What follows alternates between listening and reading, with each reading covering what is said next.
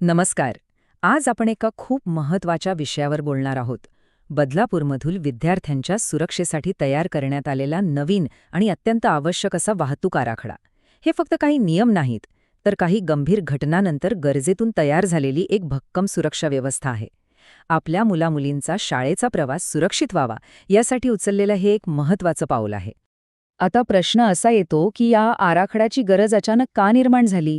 तर काही घटना अशा घडल्या, जसं की मुलींवर अत्याचाराचे प्रयत्न आणि अपहरणाच्या घटना, ज्यांनी संपूर्ण समाजाला हादरून सोडलं.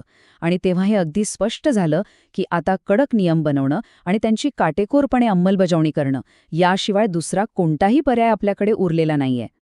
या संपूर्ण आराखड्याला समजून घेण्यासाठी आपण 5 मुख्य मुद्द्यांवर लक्ष देणार आहोत. आपण बघूया की हा बदल का गरजेचा होता, सुरक्षेसाठी नेमके काय नियम बनवले आहेत, यात कोणाची काय जबाबदारी आहे, या सगळ्यावर लक्ष कसं ठेवलं जाणार आहे आणि यात आपला म्हणजे समाजाचा सहभाग काय असणार आहे. चला तर मग सुरुवात करूया पहिल्या आणि सगळ्यात महत्त्वाच्या मुद्द्यापासून. या बदलाची नेमकी गरज का होती. हे जे नियम आहेत ना, ते फक्त कागदावरचे शब्द नाहीत, तर आपल्या मुलांच्या सुरक्षेला असलेल्या धोक्याला दिलेलं एक ठोस उत्तर आहे. म्हणजे बघा, समस्या काही किरकोळ नव्हती. अनेक गाड्या तर नोंदणी न करताच विद्यार्थ्यांची वाहतूक करत होत्या. चालकांची कोणतीही पोलीस व्हेरिफिकेशन किंवा बॅकग्राऊंड चेक होत नव्हता आणि या सगळ्यावर शाळांचंही काही नियंत्रण नव्हतं. या सगळ्यामुळे एक असं वातावरण तयार झालं होतं जे विद्यार्थ्यांसाठी खूपच धोकादायक होतं. ठीक आहे, समस्या तर आपल्या लक्षात आली. मग यावर उपाय काय? तर हाच तो उपाय, हा नवीन सुरक्षा आराखडा.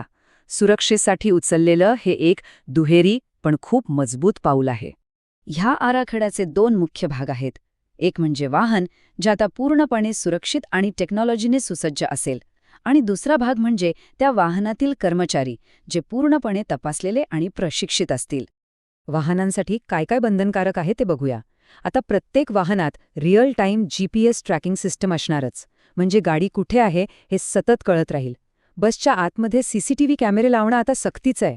आणि एवढंच नाही, तर speed governor, first aid box, अग्निशामक यंत्र, खिडक्यांना ग्रिल, या सगळ्या गोष्टी आता ऑप्शनल राहिलेल्या नाहीयेत, त्या बंधनकारक आहेत.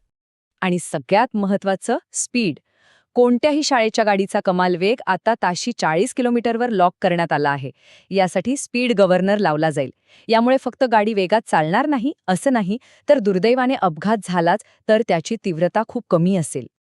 आता गाडी तर सुरक्षित झाली, पण ती चालवणारे आणि त्यात काम करणारे लोक, त्यांच्यासाठी तर आणखी कडक नियम आहेत. ड्रायव्हरला कमीत कमी 5 वर्षांचा अनुभव हवाच. त्याची पोलीस पडताळणी अनिवार्य आहे, म्हणजे त्याच्यावर कोणताही गुन्हा दाखल नाही याची खात्री केली जाईल. आणि सर्वात महत्त्वाचा नियम, प्रत्येक बसमध्ये, प्रत्येक फेरीमध्ये एक महिला अटेंडंट असणं आता बंधनकारक करण्यात आलं आहे. बरं, नियम तर खूप छान बनवले, पण ते पाळले जात आहेत की नाही हे कोण पाहणार. आणि इथेच येतो सगळ्यात महत्त्वाचा भाग, कारण आता जबाबदारीची अगदी स्पष्ट विभागणी करण्यात आली आहे.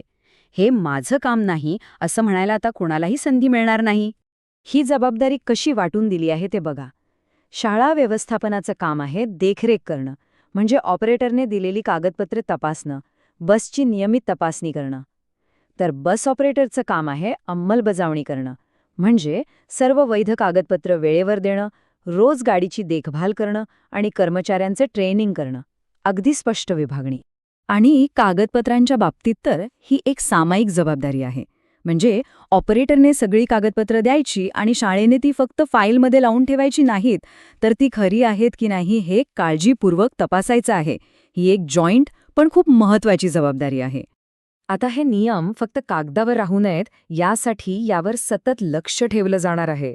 आणि त्यासाठी एक खास मॉनिटरिंग सिस्टीम म्हणजेच देखरेख प्रणाली तयार केली आहे. ह्याला नाव दिलंय ट्रान्सपोर्ट कंट्रोल सिस्टम. म्हणजे काय, तर प्रत्येक शाळेत एक कंट्रोल रूम असेल, जिथे बसून शाळेची एक जबाबदार व्यक्ती प्रत्येक बसवर लाईव्ह लक्ष ठेवू शकेल. गाडी कुठे पोचली, आज CCTVमध्ये काय दिसतंय, गाडीचा स्पीड किती आहे, या सगळ्या गोष्टी शाळेच्या थेट नियंत्रणात असतील. आणि या सगळ्यामध्ये पालकांना एक खूप महत्त्वाची भूमिका दिली आहे. त्यांच्यासाठी खास तक्रार करण्याची सोय केली आहे. एक डेडिकेटेड हेल्पलाईन नंबर असेल, व्हॉट्सॲपवर तक्रार करता येईल आणि शाळेत एक गुप्त तक्रार पेटी पण असेल. म्हणजे कोणतीही भीती न बाळगता पालक आपली तक्रार नोंदवू शकतात. ही योजना तेव्हाच यशस्वी होईल जेव्हा फक्त शाळा किंवा ऑपरेटरच नाही, तर संपूर्ण समाज आणि प्रशासन यात एकत्र येईल.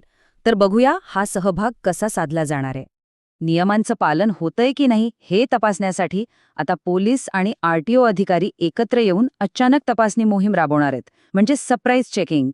कोणतीही पूर्वसूचना न देता होणाऱ्या या तपासण्यांमुळे सगळ्यांवर एक वचक राहील आणि नियमांचं पालन काटकोरपणे होईल. या संपूर्ण मोहिमेला लोकांपर्यंत पोहोचवण्यासाठी एक जनजागृती मोहीमसुद्धा सुरू होत आहे आणि तिचं घोषवाक्य आहे, सुरक्षित शाळा बस, सुरक्षित भविष्य.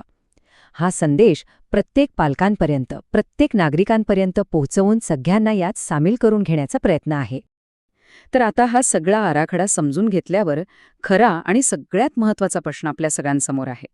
आपल्या मुलामुलींची गाडी या सगळ्या नियमांचं पालन करते का? एक पालक म्हणून, एक नागरिक म्हणून आपण आता काय करणार? कदाचित उद्या सकाळी मुलांना गाडीत बसवताना यापैकी एकतरी गोष्ट तपासण्याची हीच योग्य वेळ आहे, नाही का? विचार करा.